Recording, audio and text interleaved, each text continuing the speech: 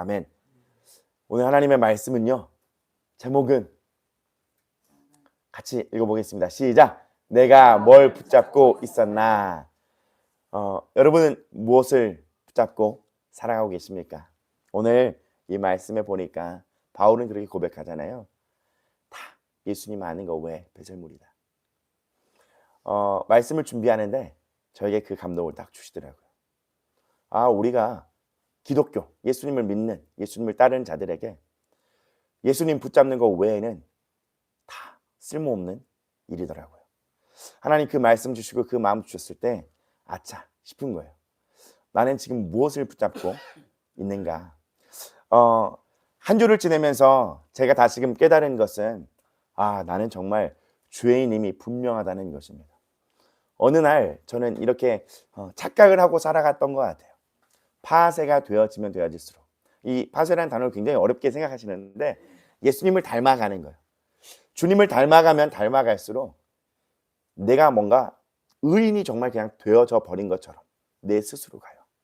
성화되어지는 이 단계 가운데서 내 신분이 죄인에서 의인으로 주님 바꿔주신 건데 내 안에 그냥 성분 자체가 그냥 죄인이 아니었던 것처럼 그렇게 살아가고 착각하고 있진 않았나라고 제가 한번 돌아보는 거예요. 바울도 디모데전서 1장 15절에는 이렇게 말합니다. 미쁘다 모든 사람이 받을 만한 이 말이요. 화면이 크니까 좋네요. 그리스도 예수께서 죄인을 구원하시려고 세상에 임하셨도다 하였도다. 그런데 죄인 중에 내가 뭐래요? 괴수라고 고백합니다. 바울은 죄인 중에 내가 괴수라고 말하는데 바울은 어떤 사람이었습니까? 병도 고치고요. 그리고 손수건 던지면 병도 낫고요. 많은 기적이 행했어요. 자기를 통해서 사람이 할 수 없는 일들을 기적과 그 이적이 바울을 통해서 나타냈던 사람이에요. 근데 이 사람이 이 기적과 놀라운 일들을 행했던 이 사람이 자기 자신을 볼 때요. 죄인 중에 내가 괴수라고 고백하던 거예요. 여러분 괴수라는 말은요. 그 무리, 잘못된 일을 저지른 무리의 우두머리라는 얘기예요. 우두머리. 그 무리에 잘못하고 있는 그 무리의 선농자라는 말이에요. 죄인 중에 가장 우두머리, 바로 제 모습을 제가 한 주 동안 보게 되는 거예요. 바울이 죄인 중에 내가 괴수라고 고백했지만 저 역시 제 모습을 인정하며 또 한 주의 삶을 회개하는 마음으로 말씀을 준비하고 또 이 자리에 나왔습니다. 사람은요, 주님을 닮아가면 닮아갈수록 잊지 말아야 되는 게 내가 나 된 것이 정말 하나님의 은혜이지 내가 되어진 것이 아니고라는 것이죠. 여러분 끼리끼리라는 말 아세요? 끼리끼리. 모르는 사람 없죠. 끼리끼리라는 말은 따로따로 무리를 짓는 것을 의미합니다. 끼리끼리 만났다는 것은요. 비슷한 성질을 가진 사람들끼리 서로 어울려 사귄다는 얘기예요. 끼리끼리 노네. 끼리끼리 만나네. 끼리끼리의 무리를 형성하기 위해서 세상의 가치관은 이런 요구를 하잖아요. 지금 네가 갖고 있는 재력이 얼마인지. 제가 이찬이를 처음 유치원을 딱 보냈을 때요. 학부모들을 보면서 갈려요. 오찬임을 보고 갈려요. 이게 유치원 때도요. 어린이집 때도요. 확 갈려요. 자기들끼리의 무리가 또 형성이 분명히 돼 있어요. 선생님들을 중심으로요. 선생님들 중심으로 선생님들에게 잘하는 무리가 있고요. 선생님들에게 잘 못하는 또 무리가 또 있어요. 이 끼리끼리의 또 형성이 이 세상에서는 이 가치관으로 형성이 되어져요. 자연스럽게. 요즘은 그렇다고 하더라고요. 이런 말씀은 참 그런데 저희도 LH에 사니까 휴먼시아를 뭐라고 부르는지 아세요, 여러분? 요즘 초등학생 사이에서 휴먼시아 LH 아파트 그거를요 초등학교에 휴먼 거지라고 불러요. 요즘엔 아파트별로도 그 그룹을 나눠요. 요즘 초등학생 아이들도 그룹을 나누고 더 놀라운 것은 초등학교 사이에서 수도권에 올라가면 올라갈수록 올라가고 싶지가 않더라고요. 수도권에 올라가면 올라갈수록 그룹이 그렇게 나눠요. 집이 몇 평이야. 아버지 뭐 하시노? 이걸 확 갈려요. 이 세상의 가치관은 지금 가지고 있는 재력이 얼마인가, 그리고 어느 곳에서 어느 정도의 학벌을 가졌는가. 한 가지 예를 한번 들어볼게요. 여러분, 초등학교 동창회를 만약에 연다고 생각해 보세요. 가장 먼저 뭐부터 생각나세요? 그러니까 초등학교 동창회를 내가 딱 나갔을 때 이게 또 나이에 따라 또 연세에 따라 생각하는 바가 좀 다를 테지만 나이가 어리면 어릴수록 초등학교 동창회를 나간다라고 딱 생각했을 때 예수님은 다 되지 이런 생각보다 나 어떻게 보일까? 나는 도대체 어떤 그룹에 끼리끼리 모이게 됐을까? 세상은요, 사람과의 만남이 있을 때 어떤 것이었냐면 갖춰야 됩니다. 그 사람과 관계를 잘 맺기 위하여 그 사람에게 내가 잘 보이는 나를 우러러볼 수 있는 것으로 치장해야 되고 감아야 합니다. 사람들을 대면할 때 가장 자신 있는 것으로, 사람들을 대면할 때 내가 가장 세상적인 가치 있는 것으로 감싸고 감아서 나아가야 돼요. 가리면서 관계를 이어가야 되는 것이 세상이에요. 그런 만남을 이루어가야 하는 것이 바로 세상적 가치관인데요. 하나님의 나라는 그렇지 않다는 거예요. 주님의 나라는, 하나님 나라 안에서는 내가 잘났고 내가 강하고 내가 어디에 학교를 나왔고 어느 지역에 살았고 내가 가진 게 이만큼 있고 똑똑함이 아닌 하나님 나라 안에서는요, 나의 연약함, 나의 죄를 고백함으로 그 만남을 이루어가기를 원하세요. 너무 가치관이 다르죠. 하나님 안에서는요, 하나님 나라 안에서는요, 그게 가장 귀하다는 거예요. 하나님이 너 정말 내 앞에 얼마를 들고 나왔니? 내 앞에 어떤 학벌을 가지고 나왔니? 내 앞에 어떤 차림으로 나왔니가 중요한 게 아니고 네 상한 마음, 네 연약함, 너의 죄 그대로 그 안에서 하나님은 그 교회 공동체를 이루어가기를 원하세요. 저는요, 교회가 이렇게 나오게 되면서 굉장히 많은 결단을 했지 않겠습니까? 이렇게 많이 주님 앞에 부서지고 파쇄라는 것을, 이 급진적인 파쇄를, 주님의 은혜를 진짜 6번, 7번, 8번을 경험한 것 같아요. 그러면서 많이 바뀌었구나, 많이 달라졌구나 스스로 이렇게 여겼던 것 같아요. 그리고 이 고난을 정말 멋있게 지나가고 싶었어요. 더 이상은 내 예전의 모습이 아니라 오직 예수님을 붙들고 본이 되어야겠다는 결단을 얼마나 열심히 했겠습니까?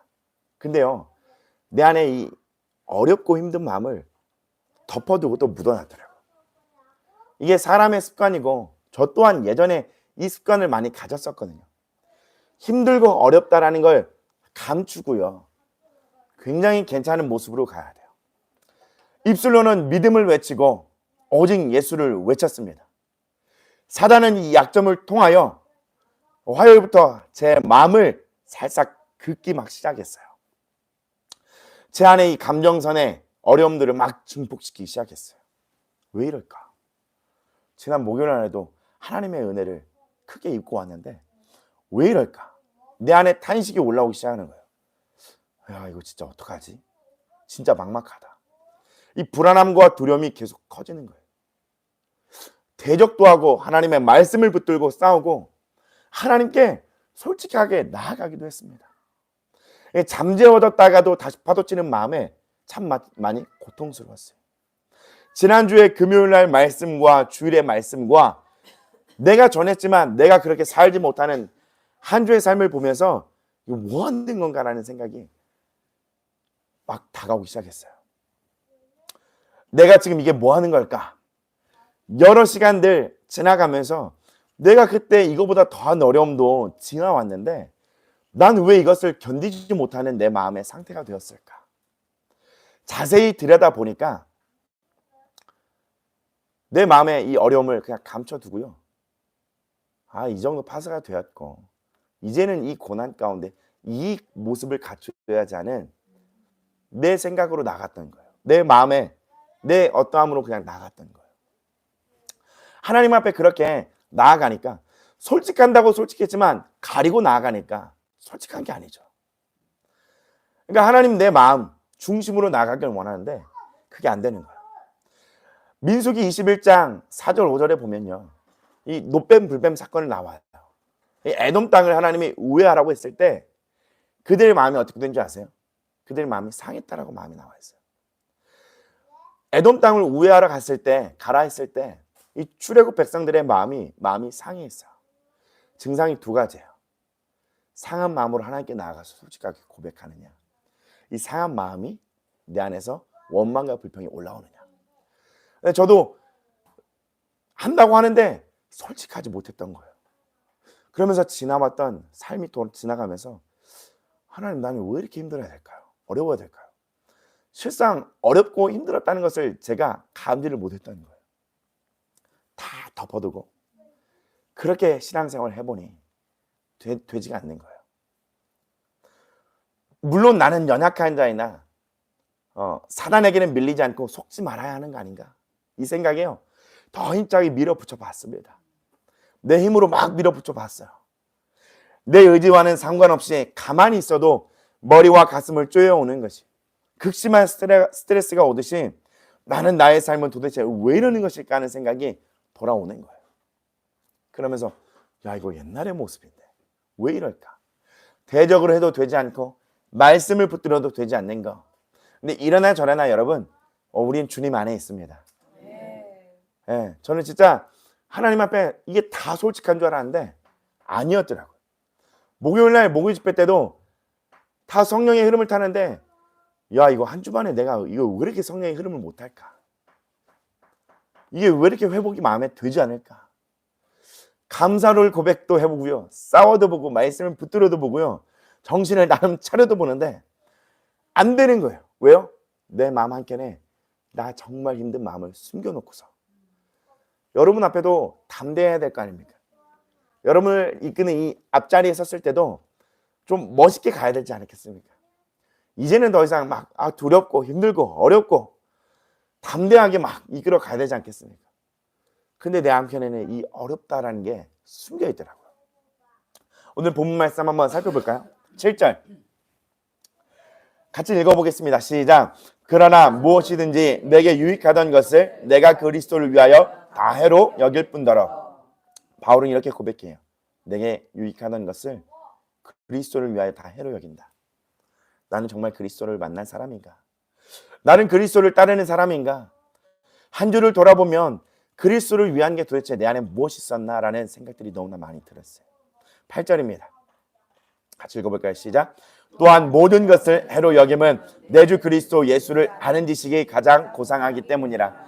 내가 그를 위하여 모든 것을 잃어버리고 배설물로 여김은 그리스도를 얻고. 모든 것을 해로 여김은요, 내 주 그리스도 예수를 아는 지식이 가장 고상하기 때문이래. 근데 한 주의 내 삶을 돌아보니까 이 마음의 한켠에 내 상한 마음을 숨겨두고 있으니 예수를 아는 것이 가장 귀한 것인데, 예수님 붙잡는 게 가장 귀한 것인데 힘이 다른 곳에 발동이 되는 거예요. 조급함이 생기고, 야, 이거 큰일 났다, 빨리 해야 되는데. 이게 혼인 건 알죠? 잠재우려고 무던히 애썼습니다. 내 안에 이 감정선이 폭발하는데 무던히 막 애를 썼어요. 되어지지 않은 거예요. 내 안에서 막 난리가 났어요. 난리 법석이 막 난 거예요. 그러면서 제가 다시 한번 느끼는 거예요. 어쩔 수 없는 이게 죄인이, 나 또한 어쩔 수 없는 이 죄인이, 나라는 사람, 내가 앞에서 그렇게 흔들리지 말고 붙잡으라고 얘기하고, 예수님의 말씀 붙잡으라고 얘기하고, 솔직하라고 정직하라고 얘기했지만 나 역시도 죄인 중에 괴수가 맞구나. 내 한켠에 숨겨놓고 이것을 주님 앞에 꺼내지 못하고 내가 사람들에게 이렇게 이야기를 했던 그러한 사람이구나 보게 되는 거예요. 나를 올가매는 이 조급함과요, 염려와 두려움, 이 나의 혼이 반응하니까 내 주 그리스도 예수를 잊어버리고 잃어버리게 되었어요. 참 놀랍고 두려운 것은요, 이것이 바로 한순간에 그렇게 되었다는 거예요. 물론 이게 점점이었지만 한순간에 사단의 속임과 내 안에 나의 생각과 감정이 합일이 되니까 괴로움 이상으로 마음이 짓눌림이 지속되는 거예요. 금요일날 금요 기도회 때 제 마음이 어떤지 아세요? 큰일 났다. 먼 길에서 오시는데 나 이거 준비가 안 된다. 이 영으로 나아가지가 않는다. 큰일 났다. 이 마음의 짓눌림이 계속되면서 치열하게 싸우지만 안 되어서 제가 토요일날 어린이 사역을 가는 그 길에서요, 주님께 정말 속에서 몸부림을 터 쳤어요.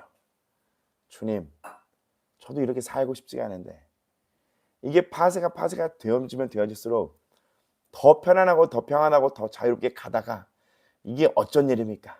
이게 정말 주님을 닮아가는 사람 맞습니까?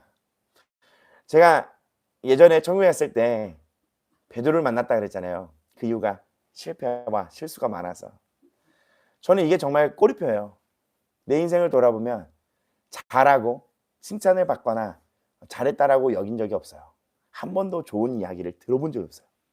늘 책망과 지적 아니면 무관심이 정말 오랜 세월이었어요. 제 안에서는 나 이거 잘 못하면 또 실수하면 또 나락의 인생이 아닌가. 요 안에 있는 이 생각들이 올라오는 거예요. 그러면서 나는 또 이렇게 교회가 되어지는 이것이 내 안에 저주로 인해서 그런 건가. 어제도 가문의 저주 이제 어린 사역하면서 이제 권사님께서 이찬이가 저에게 많이 이제 끌어들이 사역을 했거든요. 끌어온다. 참 자녀에게도 저렇게 많이 흘러가는구나. 그러니까 그 이야기를 했을 때 마음이 정말 어려웠습니다.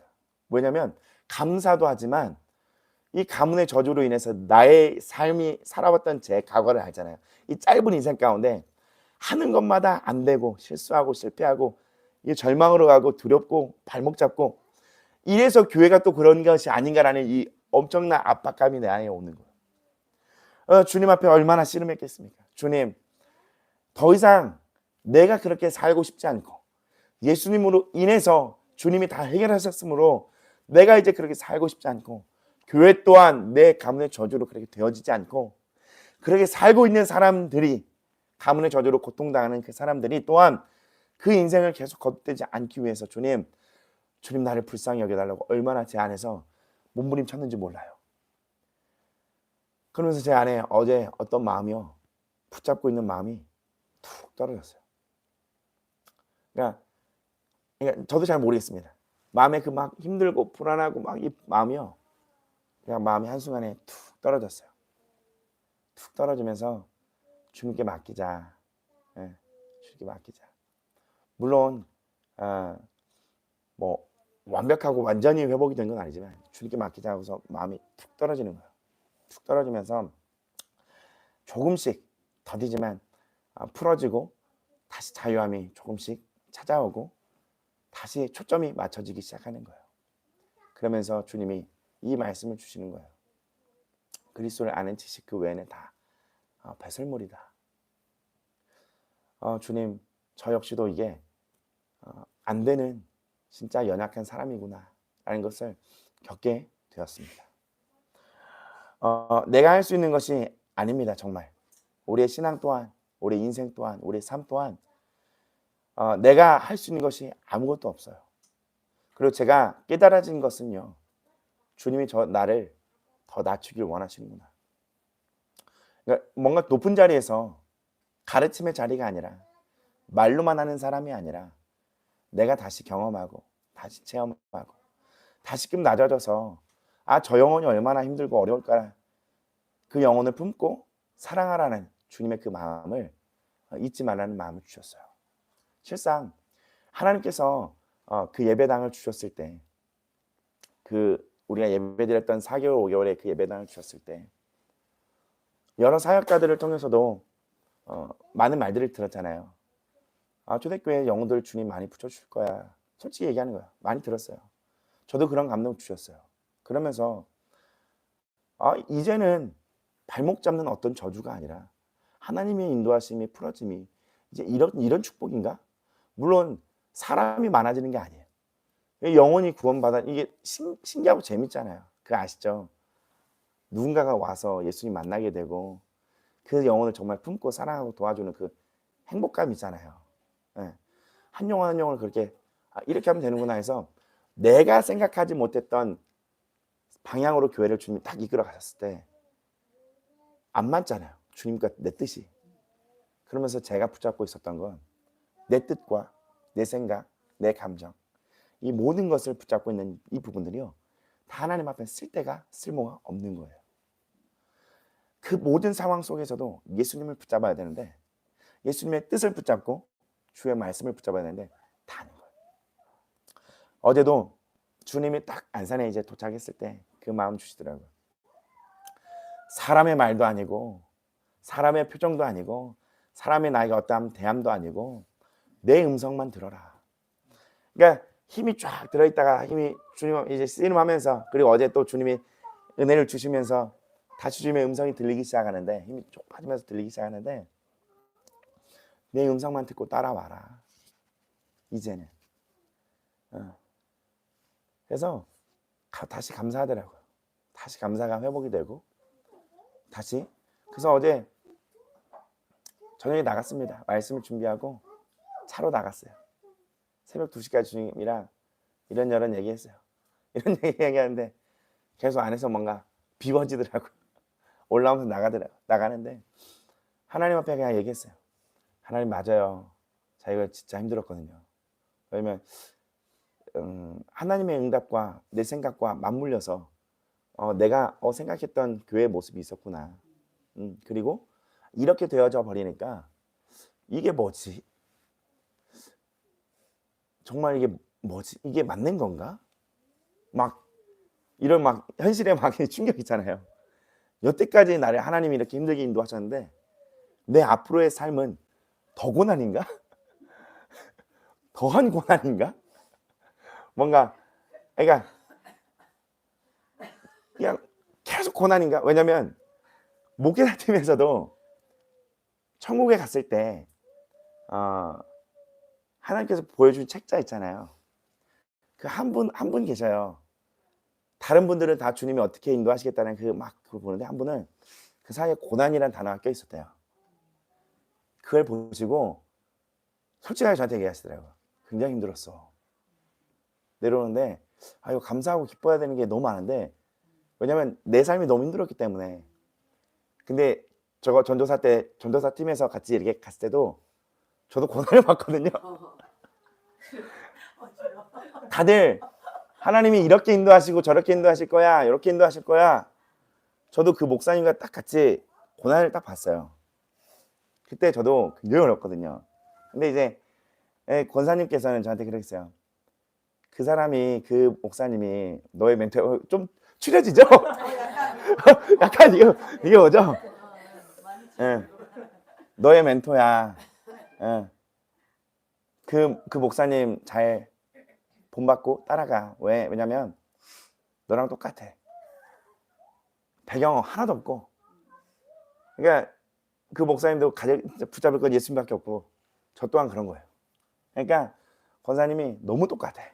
그러니까 따라가, 배워가, 너의 멘토 삼아, 이렇게 하셨거든요. 저도 그 책장에서 고난이라는 그 단어가 크게 보여서, 실상 고난이라고 하면 좋아하는 사람은 없죠. 근데 이게 내 혼에, 내 생각에, 내 기준으로 바라볼 때 그렇더라고요. 이게 다시 내 혼자만의 성에서 나를 바라보고 내가 힘들 때가 아니라 다시 예수님과 가까이 대화하기 시작하고 내 마음을 열어놓고 고백했을 때 주님을 다시 붙잡게 되고, 붙잡아졌을 때 고난이요? 이렇게 된 거요? 주님으로 감사합니다라고 그냥 그렇게 마음이 되어지더라고요. 그러니까 우리가 이제 앞으로 붙잡아야 할 부분이 더 이상은 내 생각도 아니고 내 감정도 아니고 사단이 주는 거짓 진리와 거짓 메시지가 아니라 이제 예수님밖에 없구나. 그 예수님 붙들고 나아가야구나. 예, 저도 떨치려 해도 떨쳐지지 않았어요. 왜요? 내 안에 더러운 게 있는데 파리가 꼬이죠. 속지 않으려고 애써서 속이면서 나올 수가 없었어요. 왜? 내 안에 숨겨놓은 마음이 있었거든요. 그리고 주님 저 힘들어요. 이게 진짜 내 마음이었는데, 이게 앞에서 괜찮은 사람으로 계속 보여줘야 되고 나가야 되니까 참 솔직해지 못했구나라는 생각이 들더라고요. 하나님이 아니면 나는 할 수 없구나. 다시 하나님과의 관계를 회복하려 하며 나는 세상적인 방법 갖춰서 나가야 될 것 같고 꾸며야 나가야 할 것 같고 정말 초등학교 동창회에 나가서 누구를 보는 것처럼 이렇게 나가야 될 것 같은데, 내 모습 이대로 정말 괜찮을까? 나 이거 너무 무너진 것 같은데? 너무 속은 것 같은데? 아니요. 하나님의 부르심 앞에 내 모습 이대로 나가면 됩니다. 연약하여 죄로 물든 내 모습 이대로요. 전 다시 마음이 너무 편해졌어요. 너무 편해지고요. 주님이 다시 붙잡아지는 게 너무 감사하더라고요. 한 주 동안 주님이 이걸 겪게 하신 부분도 분명히 이유가 있을 거라고 저는 생각이 들어요. 하나님은 나의 실수와 나의 실패까지도 사용하기를 원하시는 분이기 때문이죠. 우리 하나님 앞에 꾸미지 말고 나가야 됩니다. 세상의 방식은요, 감춰요, 갖춰요, 다 가려요. 근데 가릴 수 없고 숨길 수 없는 곳이 어디예요? 집 안이에요. 교회에서도 숨길 수 있고요, 감출 수 있고요. 신앙의 어떤 기술을 쓸 수가 있는 데가 이제 바뀌잖아요. 근데 내 모습이 가장 드러나는 곳이 어디예요? 가정이에요. 근데 이게 진짜 모습이거든요. 하나님은 하나님 앞에 하나님의 원하시는 방법은요, 내 모습 이대로 나아가는 것입니다. 여러분 오해하지 마세요. 늘 하나님께 힘들다고 투정부리라는 얘기가 아닌 거 아시죠? 그리고 늘 하나님의 사랑 타령하라는 그 얘기가 아니죠. 이 또한 사단의 속임에 속지 말라는 얘기예요. 전 속은 거예요. 그리고 감춘 거예요. 가린 거예요. 실상 지난주 목요일에 하나님의 그 파쇄, 깊은 곳의 파쇄를, 그 은혜를 경험하고서도 마음이 힘들었거든요. 그리고 유홍곤 권사님께서 대화를 이렇게 나눌 때도 아무렴 왜 안 힘들겠어? 앞에 있는 사람이 가장 힘들지. 왜 안 힘들겠어? 할 때 맞아요, 힘들어요. 하지만 이겨나가야죠 하는 마음이 더 컸어요. 힘들어요. 이게 맞아요.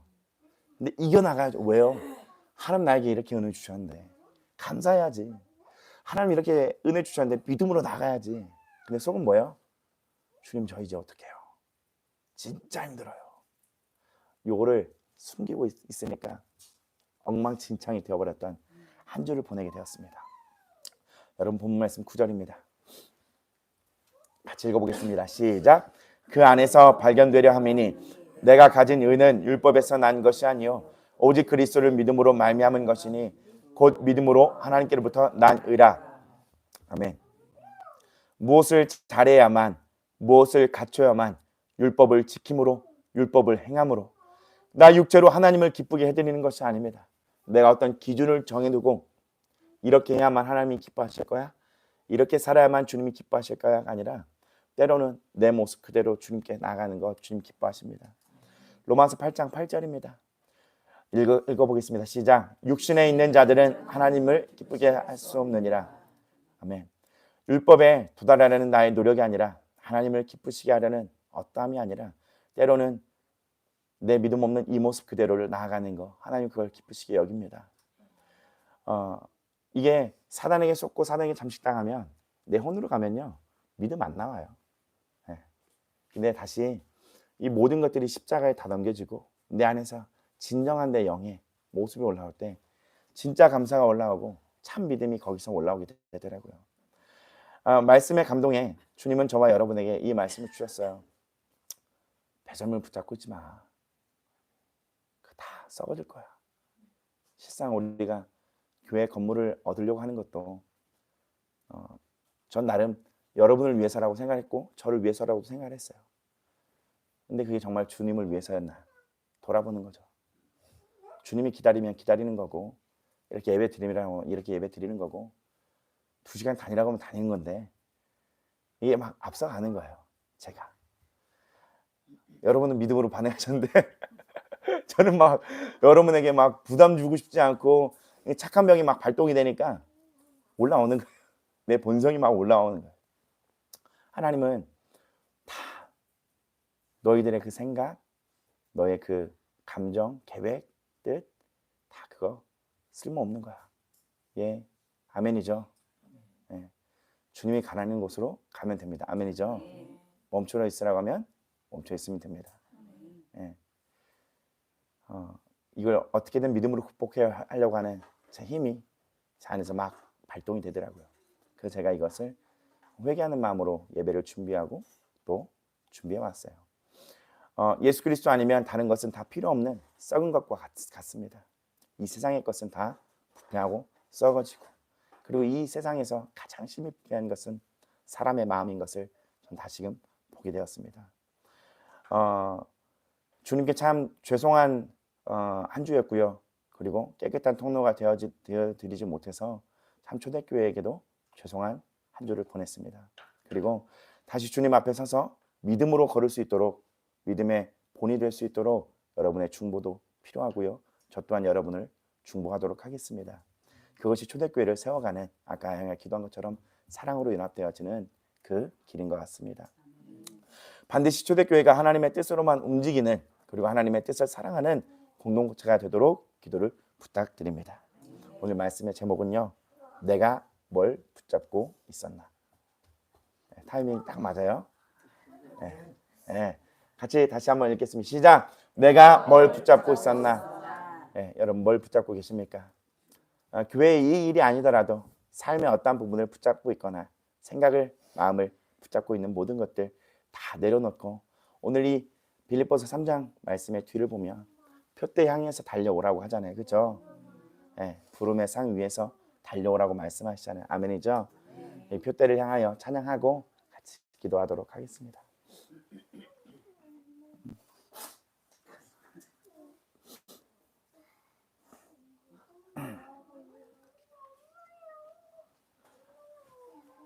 좀 두서없이 말씀을 전했지만 좀 이해는 가시나요?